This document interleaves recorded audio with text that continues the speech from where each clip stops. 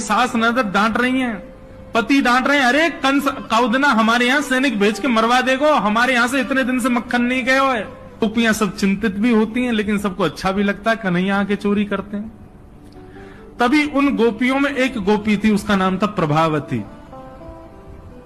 प्रभावती गोपी एक दिन सब गोपियों से बैठ करके चर्चा, सब गोपियां कह रही थी मेरे घर की तो ऐसे कर गो, मेरे यहाँ तो ऐसी मटकी फोड़ गयो, मेरे यहाँ ऐसा माखन चुरा गयो।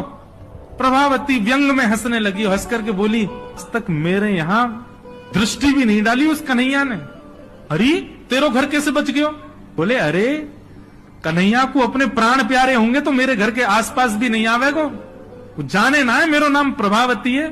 अब ये बात गोपी कह रही थी सब सखियों से, इतने में ही वहीं एक बालक था, वो ठाकुर जी का मित्र था।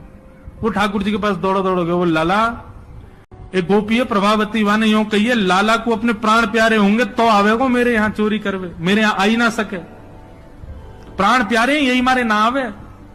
ठाकुर जी बोले हमको चुनौती दे रही है? बोले हम बे लाला तू को चुनौती दे रही है? बोले अगलो धावो यही के घर मारनो है। सबसे पहले तो ठाकुर जी ने प्रभावती के देवर को अपना सखा बनाया। देवर कितना बड़ा, वो भी छोटा सा ही था। ठाकुर जी ने उसको अपना सखा बनाया। सखा बना करके उसको बेला फुसला करके बढ़िया उसको बढ़िया मक्खन वक्खन खवा के अपने पक्ष में कर लिया। ठाकुर जी बोले ए सुन, तेरी भाभी प्रभावती एक दिन चुनौती दे रही कि कन्हैया मेरे यहाँ चोरी करके दिखाया। प्रभावती का देवर बोलो लाला बता कहा करना? बोले जा देना तेरी भाभी बढ़िया बारो मक्खन निकारे, बस तू संकेत कर दियो, और जब वो जमुना जल भरवे जावे घर में कोई नहीं हो वही समय हमारा आक्रमण होगो।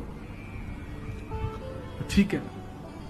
प्रभावती ने एक दिन बढ़िया मक्खन निकारो और महाराज मक्खन निकाल करके छीके पर टांगो, और वो बालक ने देख लिया, दौड़ करके ठाकुर जी के पास बोले आज भाभी ने मक्खन निकालो, आज ही चलो लाला। बोले हाँ आज चलेंगे।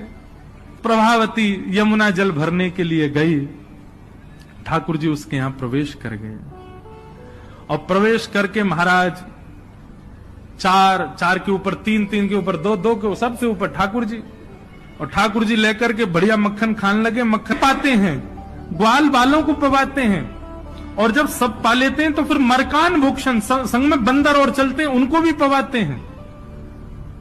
लेकिन प्रभावती के यहां इतना मक्खन था, ठाकुर जी का भी पेट भर गया, ग्वाल वालों का भी भर गया, और सब बंदरों का भी पेट भर गया, लेकिन मक्खन अभी पूरा नहीं हुआ, खत्म नहीं हुआ।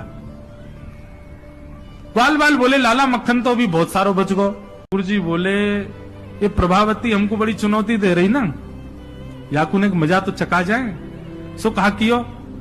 ठाकुर जी ने एक हंडी लई, एक लठ लियो, और वहां से वह हंडी को फोड़ दियो, जितनो मक्खन हो सब नीचे गिर गयो, और वह मक्खन को चौका लगा गए, पोंछा कर गए पूरे घर में।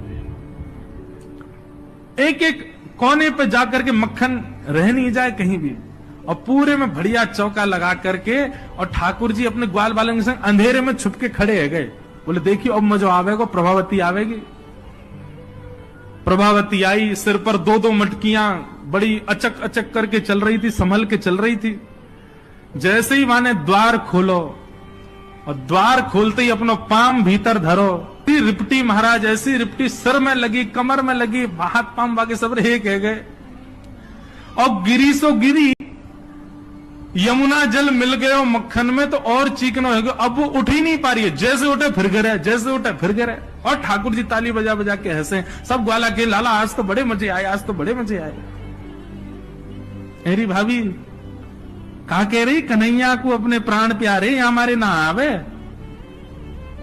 अब तो को तेरे प्राण प्यारे होंगे ना तो कभी हमको चुनौती नहीं देगी। और ठाकुर जी भाग गए।